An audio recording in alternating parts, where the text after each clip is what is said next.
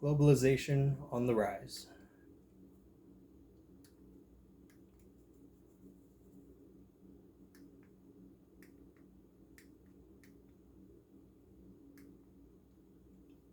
Have you ever wondered what it would be like for everyone to be in agreement?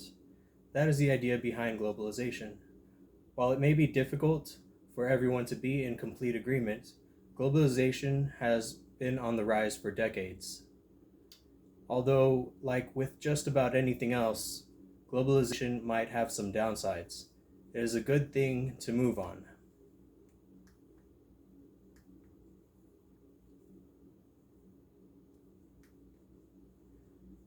Globalization encompasses many aspects of our lives, but the benefits are most commonly seen in the areas of education, business, economics, and law.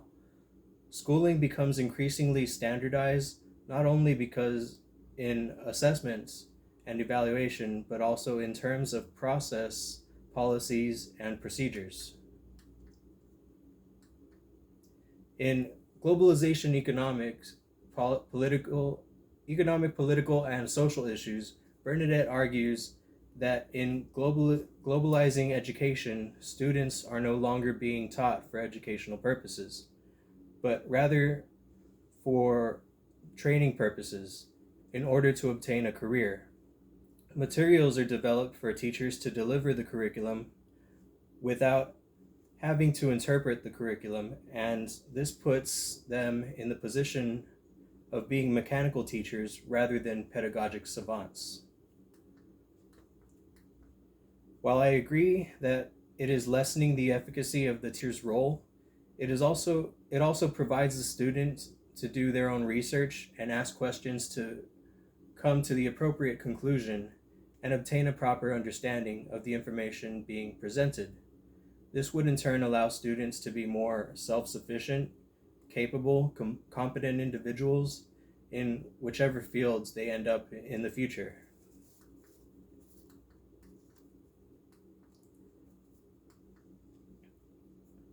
While children are said to be the future is for everyone, and global law protects everyone's future.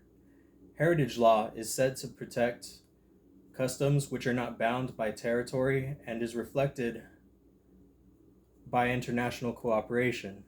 Soft laws are guidelines that states apply to their monitoring and reporting activities while maintaining discretion and integrity.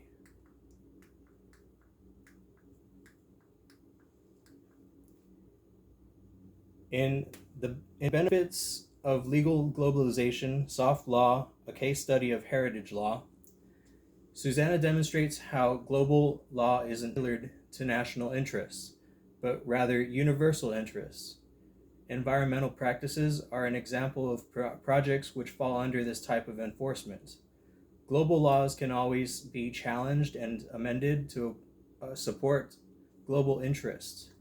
It has been argued that private actors, citizens, and civil society have been able to effectively use soft law instruments to implement measures protecting the environment and cultural heritage, even though those measures are not recognized within traditional legal framework.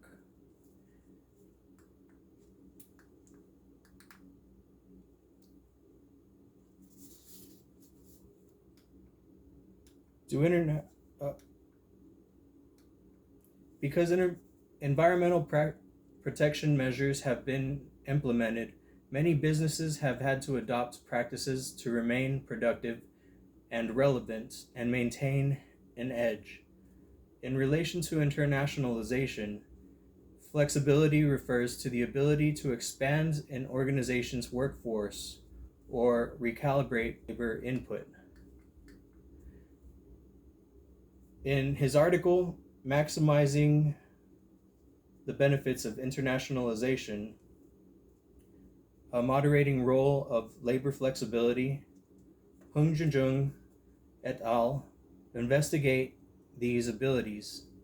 The research in this text studies enterprises which have already gone through rapid expansion, examining their flexibility. It was discovered that in an internationalized environment, flexibility allows for innovation among workers. This results in a multi-skilled workforce, allowing workers to adapt their positions according to demand. Additionally, it allows production costs to decrease, which allows them to incorporate the latest technology, making the entire process as efficient as possible. In their research, formulas were used in order to lessen the bias as much as possible. As a result, they were able to confirm that internationalization has benefited these industries. A quote says, their findings affirm that functional flexibility achieved through progressive HRM practices reinforce the positive impact of international diversification on workplace performance.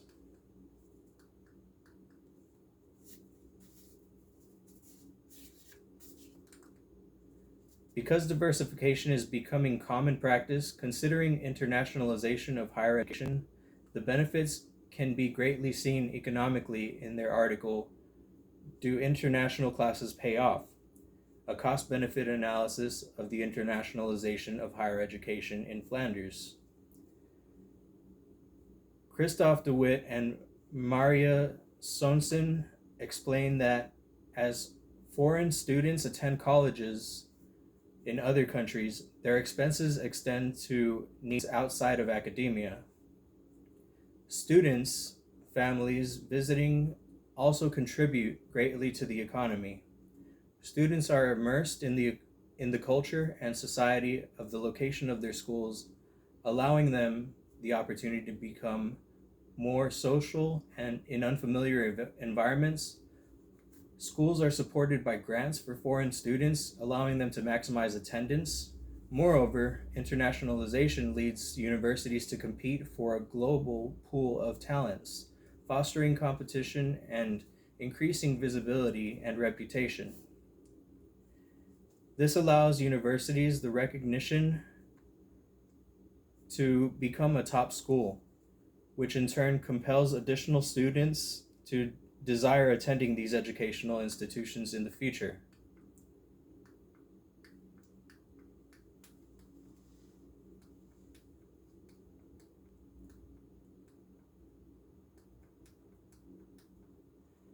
The more prestigious the university, the more likely students completing degrees in higher education internationally will remain near their alma mater, contributing to the workforce and economy in which they have invested their time and money in education.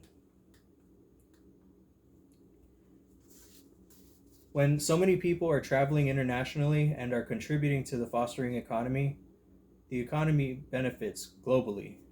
Whether it is business related, legal, educational, financial, or economical, they all contribute to affect the global community. Expansion must take place in order to advance. When all things are considered, globalization is a good thing.